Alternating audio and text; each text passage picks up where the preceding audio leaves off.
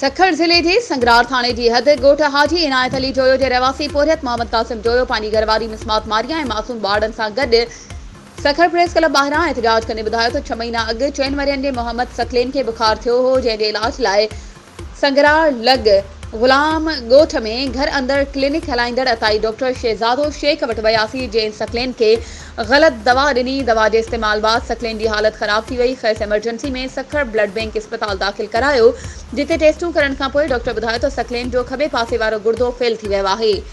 बाक़ी संगरार थाणे ते रिपोर्ट दाख़िल कराइण खां पोइ पुलिस बासर अताई डॉक्टर ख़िलाफ़ का बि कार्रवाई नाहे कई। कासिम जोयो ॿुधायो त सकलेन जे फिफड़नि समेत दिमाग़ ते बि असर थियो आहे। उन्हनि सिहत खाते समेत लाॻापियल इख्तियारनि खे अपील कई आहे त अताई डॉक्टर ख़िलाफ़ कार्रवाई करण समेत मासूम नींगर सकलेन जो सरकारी ख़र्च ते इलाज कराए मासूम जी हयाती बचाइण लाइ किरदार अदा कयो वञे, छाकाणि जो हाणे मूं वटि पुट जो इलाज कराइण जी सघ नाहे रही।